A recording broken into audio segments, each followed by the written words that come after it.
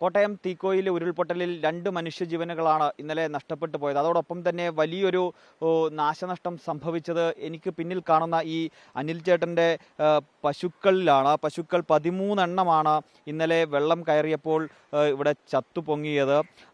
അത് പെട്ടെന്ന് പശുക്കളെ മാറ്റാൻ സാധിച്ചില്ല. ഇവിടെ അലയിൽ കെട്ടിയിരിക്കുകയായിരുന്നു. വളരെ പെട്ടെന്നാണ് അപ്രതീക്ഷിതമായി വെള്ളം ഉയർന്നു വന്നത്. അപ്പോൾ പശുക്കളെയെല്ലാം മാറ്റുന്നതിനുള്ളൊരു സമയം പോലും ലഭിച്ചില്ല. ആദ്യം ഒരു പശുവിനെ മാറ്റി മുകളിലേക്ക് കെട്ടി തിരിച്ചു വരുമ്പോഴേക്കും വെള്ളം പൂർണ്ണമായും ഇവിടെ കയറുന്ന നിലയിലേക്ക് കാര്യങ്ങൾ മാറി, സ്ഥിതിഗതികൾ മാറി. അതോടുകൂടി പശുക്കളെ മാറ്റിക്കെട്ടാൻ പറ്റാത്ത സാഹചര്യവും ഉണ്ടായി. അങ്ങനെയാണ് 13 പശുക്കളാണ് ഇവിടെ ഇന്നലെ ഈ ദുരന്തത്തിൽ മരിച്ചുപോയത്, അല്ലെങ്കിൽ ചത്തുപോയത്. വലിയ നഷ്ടമാണ് ഇവരെ സംബന്ധിച്ചിടത്തോളം ഉണ്ടായിട്ടുള്ളത്. നമുക്ക് വീട്ടുകാർ ഇവിടെയുണ്ട്. അനിലേട്ടൻ പശുവിന് ഇപ്പോൾ ബാക്കിയുള്ള ഒരു 3-4 പശുക്കളുണ്ട്. അതിന് പുല്ലിയെത്താനായി പോയിരിക്കുകയാണ്. ഏതായാലും വീട്ടിലുള്ള മറ്റാളുകൾ നമുക്കൊപ്പം ഉണ്ട്. ഇന്നലെ ഏകദേശം എത്ര മണിയോടെയാണ് ഈ വെള്ളം കയറി വന്നത്? രാത്രി 2 മണിയോടുകൂടിയാണ് എല്ലാ പ്രാവശ്യവും വെള്ളം വരുന്നത്. അപ്പം 2-2:30 ആയി വെള്ളം വന്നപ്പോഴത്തേക്കും. അത് ആ സമയത്ത് എല്ലാ പ്രാവശ്യവും വരുന്ന പോലെ തന്നെ സാധാ വെള്ളപ്പൊക്കമായിരുന്നു. പക്ഷേ ഇത് പ്രതീക്ഷിച്ചതിലും കൂടുതൽ നമ്മുടെ വീടിനകത്ത് കയറിയില്ലെന്നേ ഉള്ളൂ. തിണ്ണയിലായിട്ട് നിറഞ്ഞു നിന്നു. പശുക്കളെ ഒന്നും രക്ഷപ്പെടുത്താൻ പറ്റിയില്ല. ഇപ്പം പറഞ്ഞ പോലെ ഒരു പശുവിനെ കെട്ടാനായിട്ട് പോയിട്ട് തിരിച്ചു വന്നപ്പോഴത്തേക്കും വെള്ളം ഓൾറെഡി വന്നു. ഒന്നും ചെയ്യാൻ പറ്റുമോ? നമ്മൾ എന്നും ഇറങ്ങുന്ന വഴിയാണെങ്കിലും വെള്ളം വന്നു കഴിഞ്ഞാൽ നമുക്ക് വഴി ഏതാണെന്നൊന്നും നിശ്ചയമില്ല. അപ്പം ബാക്കി പശുക്കളെ ഒന്നും രക്ഷപ്പെടുത്താൻ പറ്റിയില്ല. എത്ര പശുക്കളുണ്ടായിരുന്നു? ആകെ 10-15 പശുക്കളുണ്ടായിരുന്നു. അതിൽ 11 എണ്ണമാണ് നമുക്കിപ്പം ഓൾറെഡി ചത്തുപോയത്. അപ്പോൾ അതിൽ കറക്കുന്ന പശുക്കളൊക്കെ ഉണ്ടായിരുന്നു? അതിൽ ചത്തുപോയതെല്ലാം കറക്കുന്ന പശുക്കളാണ്. അപ്പോൾ പ്രധാനപ്പെട്ടൊരു വരുമാന മാർഗമായിരുന്നു. അതെ, പ്രധാനപ്പെട്ട ഒരു വരുമാന മാർഗമായിരുന്നു. നല്ലൊരു വരുമാന മാർഗമായിരുന്നു. പക്ഷേ പഞ്ചായത്തിൽ നിന്നൊക്കെ പറഞ്ഞിട്ടുണ്ട് നമുക്ക് പശുവിനെ തരാം എന്നൊക്കെ. കോള് വിളിച്ച് പറഞ്ഞായിരുന്നു. നാളെ ചിലപ്പം മന്ത്രി ആരെങ്കിലുമൊക്കെ വരുമെന്ന് പറഞ്ഞിട്ടുണ്ട്. അന്നേരം പശുക്കളെ തരാമെന്നാണ് പറഞ്ഞേക്കുന്നത്. വലിയൊരു സങ്കടകരമായിരുന്നല്ലേ ഇന്നലത്തെ ഒരു കാഴ്ച? 10-11 പശുക്കൾ ഇവിടെ ഇങ്ങനെ ചത്ത് കിടക്കുന്നു.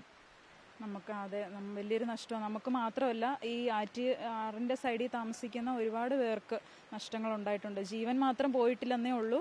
ബാക്കി എല്ലാവർക്കും എല്ലാ നഷ്ടങ്ങളും, ഡ്രസ്സും പാത്രങ്ങളും എല്ലാം, പഠിക്കുന്ന കുട്ടികളുടെ യൂണിഫോമും പുസ്തകങ്ങളും ബാഗും എല്ലാം സഹിതം പോയിട്ടുണ്ട്. മണ്ണിൻ്റെ അടിയിലാണോ ഒഴുകിപ്പോയതാണോ എന്നൊന്നും അറിയത്തില്ല. എല്ലാ നഷ്ടങ്ങളെ സംഭവിച്ചിട്ടുള്ളൂ. ഇപ്പം എല്ലാ വർഷവും ഇതുപോലെ ഇവിടെ വെള്ളം കയറുന്നതാണോ? എല്ലാ വർഷവും വെള്ളം കയറാറുണ്ട്. പക്ഷേ ഇത് പ്രതീക്ഷിച്ചതിലും കൂടുതൽ ഈ പ്രാവശ്യം 2 ഉരുളങ്ങാണ്ട് പൊട്ടിയെന്ന് പറയുന്നു. നമുക്കറിയത്തില്ല, അടുക്കം ഭാഗത്തായിട്ട് അങ്ങനെ ഉരുൾ പൊട്ടിയത് കൊണ്ടാണ് വേഗം നമുക്കൊന്നും ചെയ്യാൻ പറ്റാതെ പോയത്. ഈ പ്രാവശ്യം എല്ലാവരും പ്രതീക്ഷിച്ചതിനെക്കാട്ടിലും ഒരുപാട് വെള്ളമായിപ്പോയി. അതാണ് സാധാരണ ഇവിടെ വെള്ളപ്പൊക്കം ഉണ്ടാകാറുള്ളതാണ്, എല്ലാ വർഷവും ഉണ്ടാകാറുള്ളതാണ്. പക്ഷേ അവർക്ക് അതിന് കൃത്യമായ ഒരു അളവ് അവർക്ക് മനസ്സിലാക്കാൻ കഴിയും. അത് വീടിനകത്ത് കയറുമോ ഇല്ലയോ എന്നുള്ളതൊക്കെ അവർക്ക് അസസ് ചെയ്യാൻ പറ്റുമായിരുന്നു. പക്ഷേ ഇത്തവണ അങ്ങനെ ആയിരുന്നില്ല.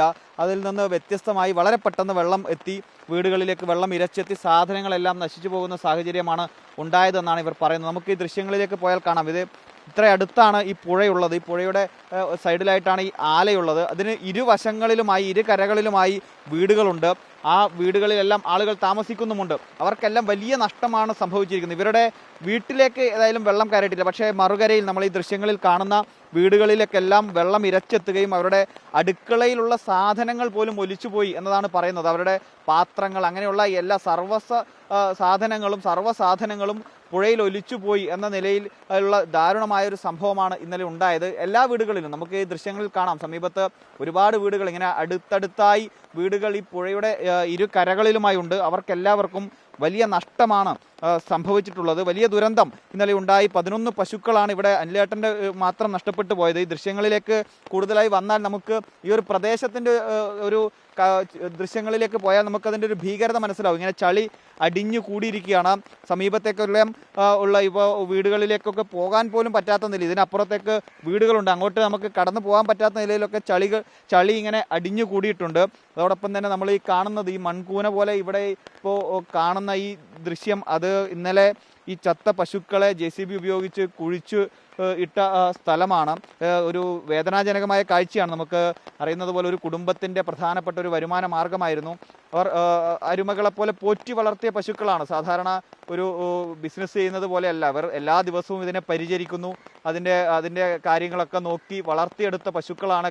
കൺമുന്നിൽ ഒന്നും ചെയ്യാനാവാതെ, രക്ഷിക്കാനായി ഒരു കാര്യവും ചെയ്യാൻ പറ്റാതെ നിലയിൽ നിസ്സഹായമായി പോകുന്ന അവസ്ഥയിൽ അതെല്ലാം ചത്തുപോകുന്ന ഒരു സാഹചര്യം ഉണ്ടായത് ദുഃഖകരമായ ഒരു കാര്യമാണ്. ഏതായാലും അനിലേട്ടൻ്റെ ഈ പ്രയാസങ്ങൾക്ക് ഒരു അറുതി വരുത്താൻ സർക്കാരിൻ്റെ ഭാഗത്തു നിന്നുള്ള ഇടപെടൽ ഉണ്ടാകുമെന്ന് ഇവർക്ക് സർക്കാരിൻ്റെ ഭാഗത്തു നിന്ന് ഉറപ്പ് ലഭിച്ചിട്ടുണ്ട്. അത് നിറവേറ്റും എന്ന് തന്നെ നമുക്ക് പ്രതീക്ഷിക്കുകയും ചെയ്യാം. വീഡിയോ ജേർണലിസ്റ്റ് വിജയ് CP-ക്കൊപ്പം reporter Ramsha CP in reporter, Kochi.